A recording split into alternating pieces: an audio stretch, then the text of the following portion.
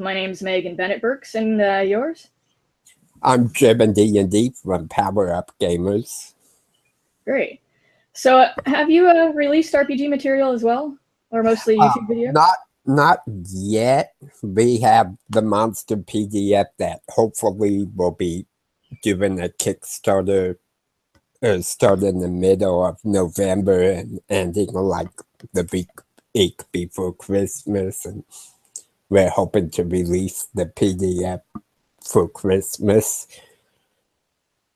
Excellent. Yeah, I've never kickstarted anything before, so A Far Off Land, the game I'm doing for Fate, is the first time I'll be doing that. Ideally, I'll be starting that Kickstarter on the 24th of October, so this month, coming up pretty soon. I actually wanted to this upcoming Tuesday, but it's been an insane situation up here with the fires and not knowing whether we might have to evacuate. It's looking up. We've been in the calm center of this fiery storm, so. So you're up towards the modern Sonoma Valley.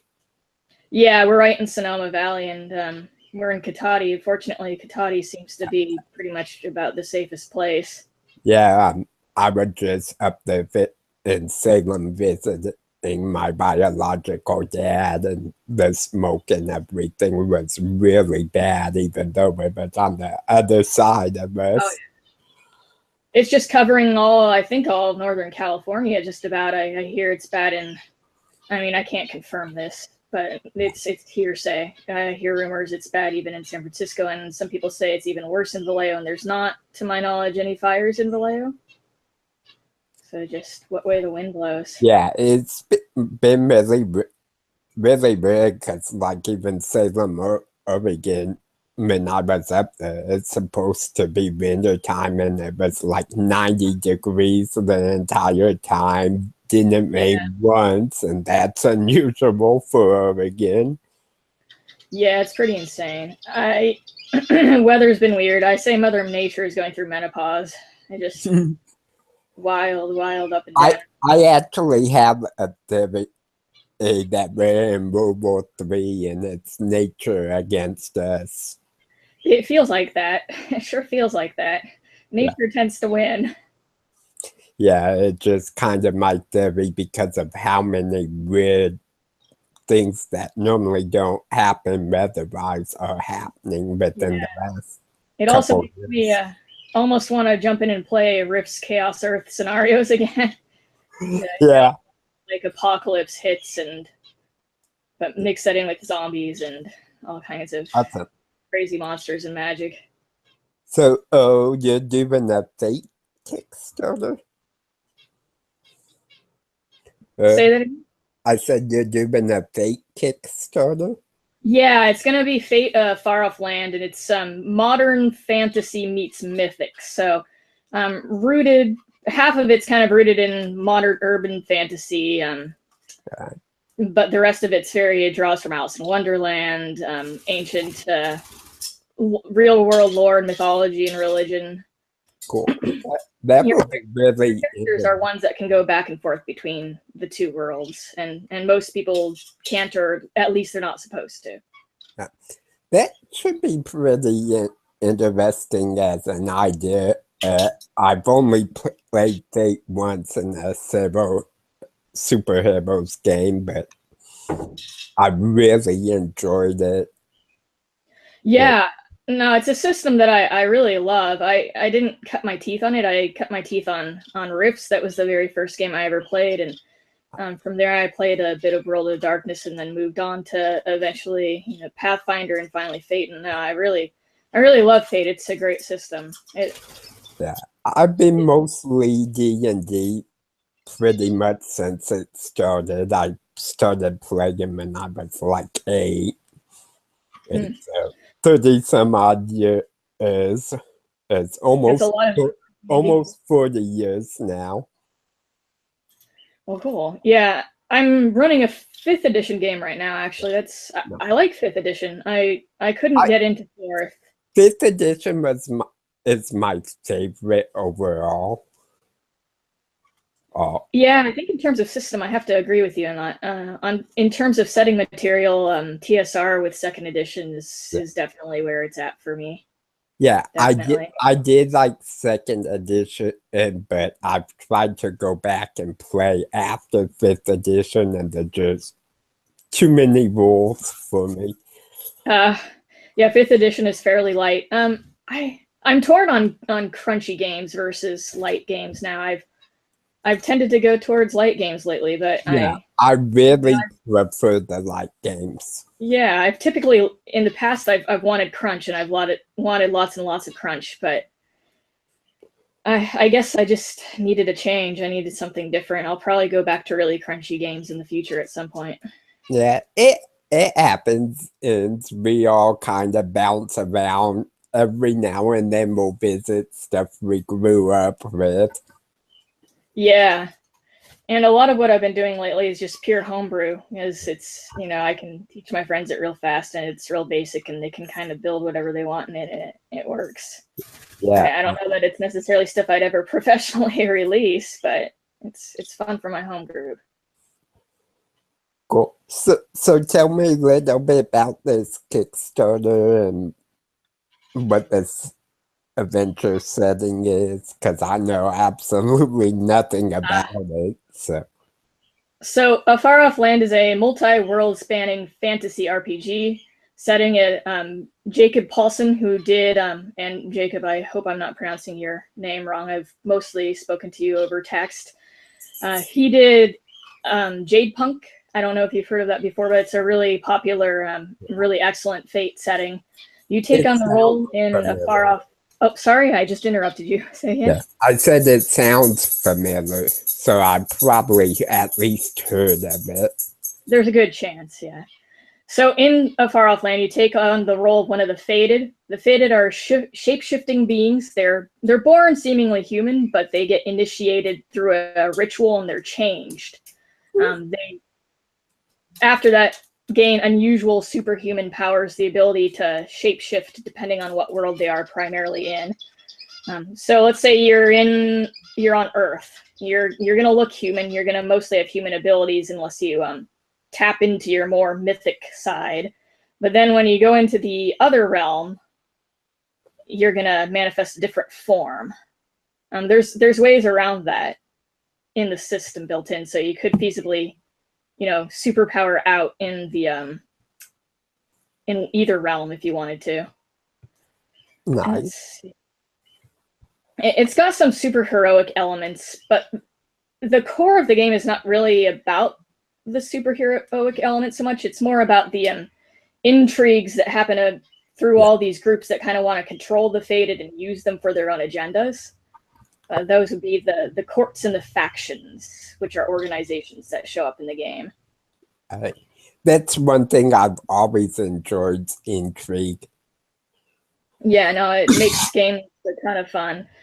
Especially because you can sort of start players off doing things they're more familiar with, especially they're grounded in Dungeons and Dragons. They can go and they can fight monsters, and they can find treasure, and they can, discover wonders. But you kind of loop them slowly into all this deeper intrigue that these their eldritch courts and Fated factions that they have, and get the sort of supernatural politics going. Okay. So sounds like a really interesting concept.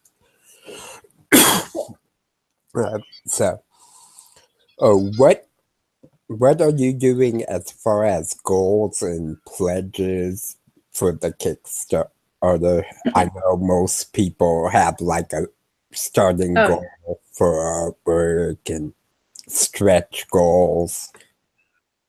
So we have 3 stretch goals. I mean, obviously, besides this, if we get a lot of money, we can hire the artists to do more work, and that's always excellent. One of our stretch goals is a expansion for the magic system, so that you get a whole bunch of new options for the magic system. The second stretch goal is actually dealing with mortals and mortal organizations, and sort of how they work with the Fated and supernatural beings from the other world and all that. The third and final stretch goal is actually to make a Powered by the Apocalypse or Apocalypse World rule set for the game, so that you can run it using that either that or Fate, whichever you prefer. So I'm really hoping that we get all the stretch goals. That would be excellent. I love Fate. I love Powered by the Apocalypse. It's an excellent system as well. As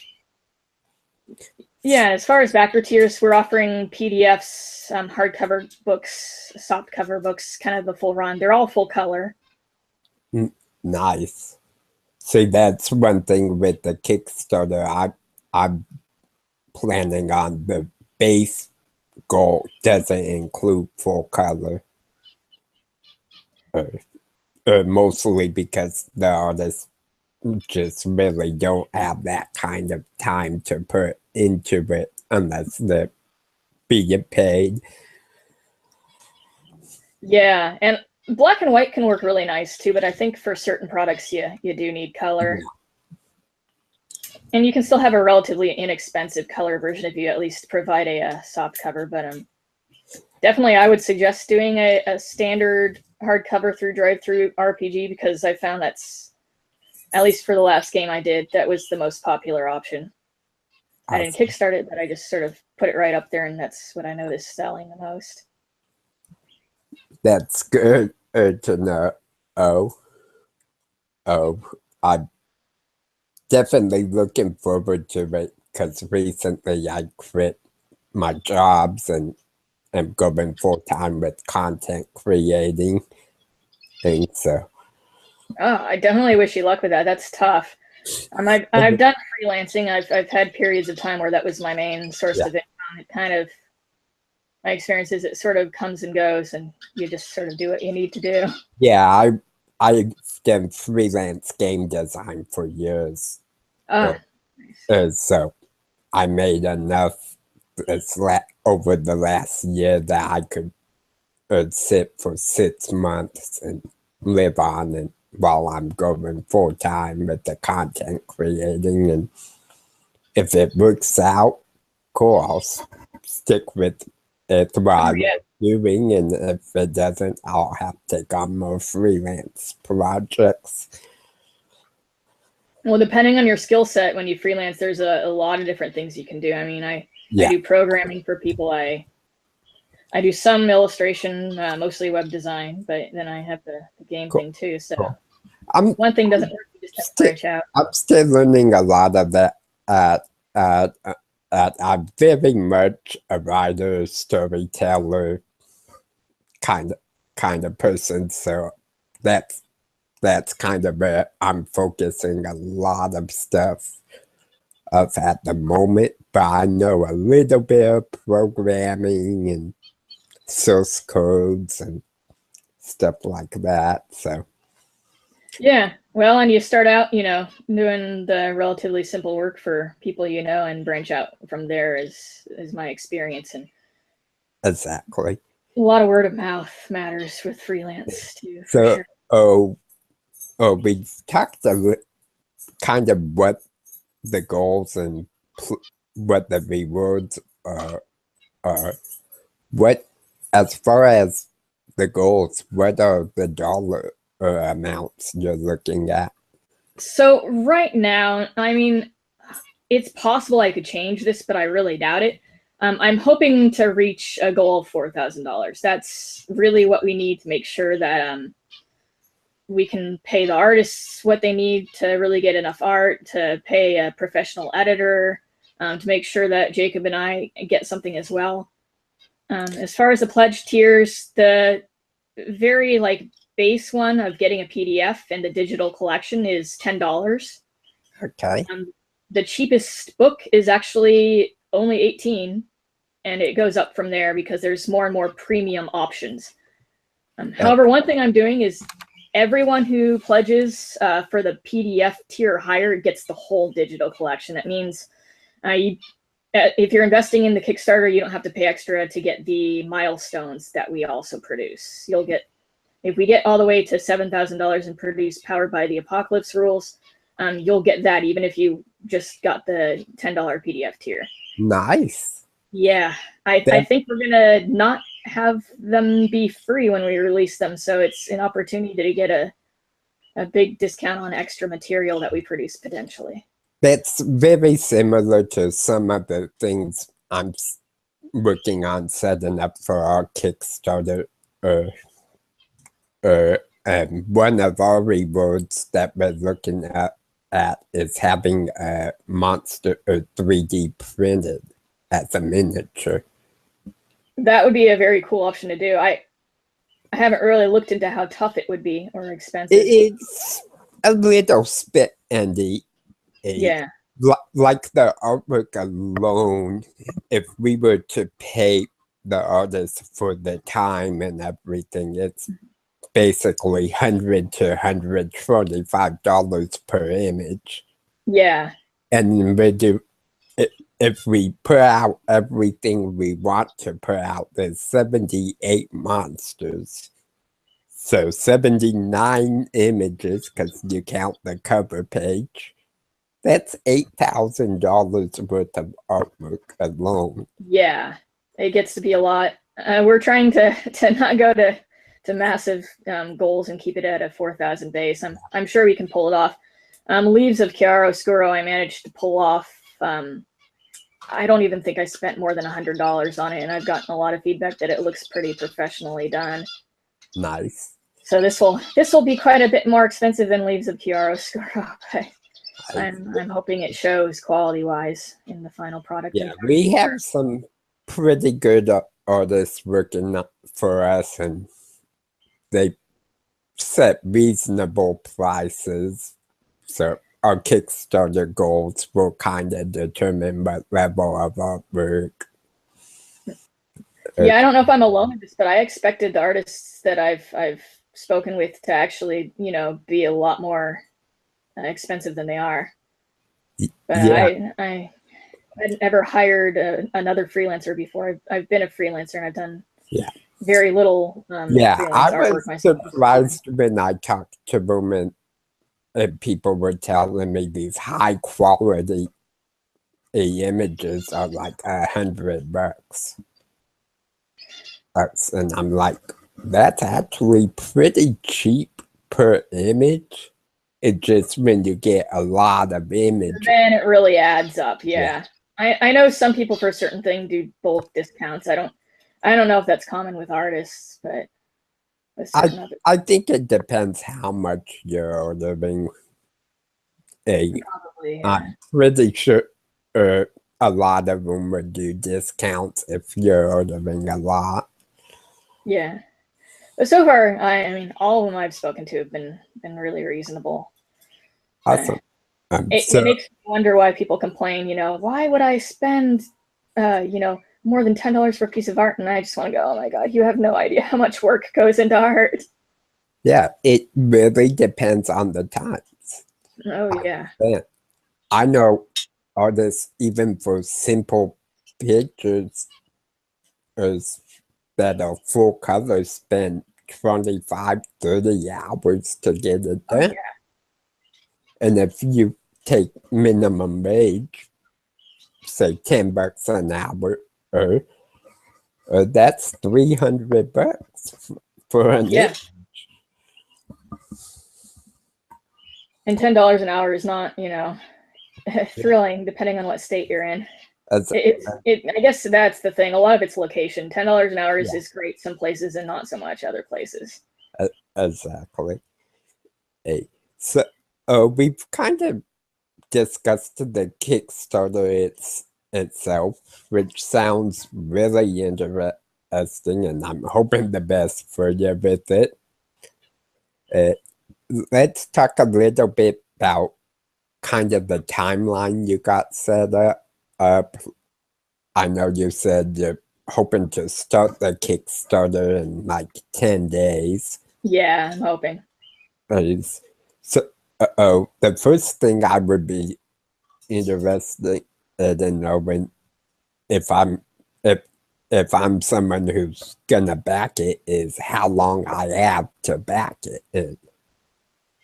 So the initial PDF, it's pretty much, it's going to be fairly raw. There's going to be few little graphics to it, but I'm going to try to get people a PDF of what I have so far almost right away. I mean, a maximum of 2 weeks waiting.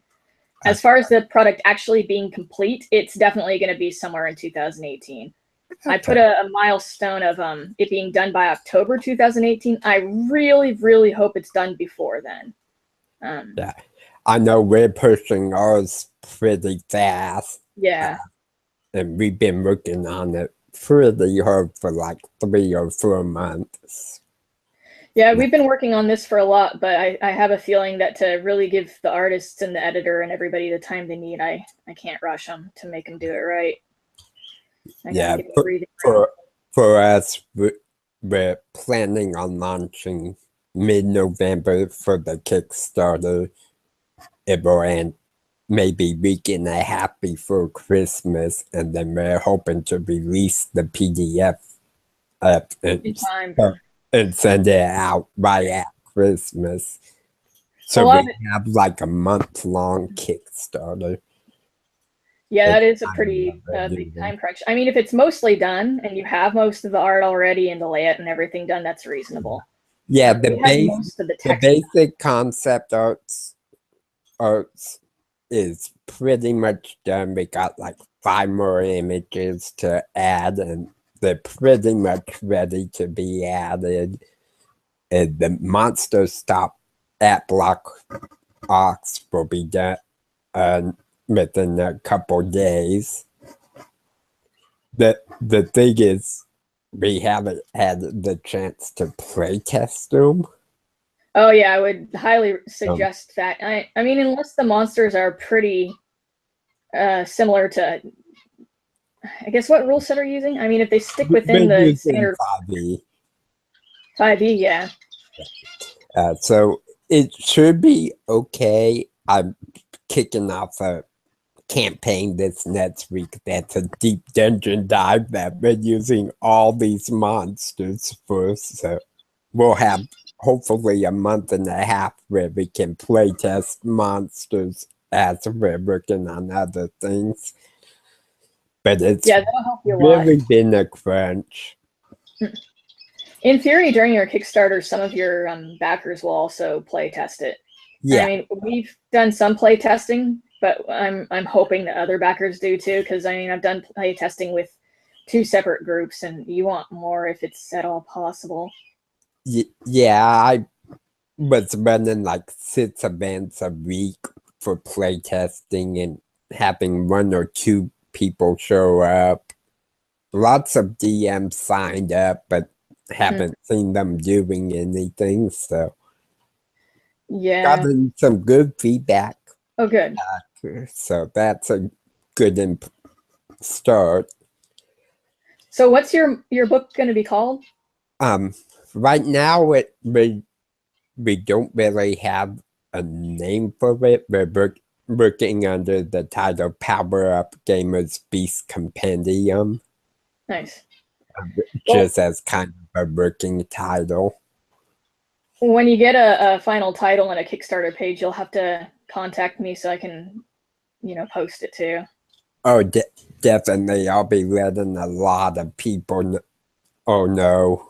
And we'll be doing stuff like we have a product shop where we have some t-shirts, coffee mugs. So we have plans given the time of the Kickstarter release, like coffee mugs and t-shirts with a picture of one of the monsters on it. And nice. I've been thinking of doing that too. I just haven't quite pinned down if I really want to go for investing in t-shirts and mugs and all that. It's actually not too bad. And if you go to printful.com, really good prices, and they basically charge you when the order comes in. That's POD. That probably is the way to go. And then soon as you confirm the order has been shipped on like the Facebook shop, which is where my product store is your customer pays you. So you just say it's been shipped, you get paid, then you pay printful.com and place the actual order. Urgently, they don't recognize Facebook as an e-commerce, so you have to manually order it instead of having it automatically go to them. But that doesn't seem like it's too bad, though. yeah, it's not too bad, and they drop ship, so you really don't have to do anything other than tell them you got an order. Cool. Well, any other questions? Otherwise, I'll I really can't think of a whole lot as far as the Kickstarter itself. Yeah, I think we covered pretty much all that, probably for both of us. Yeah, which was interesting.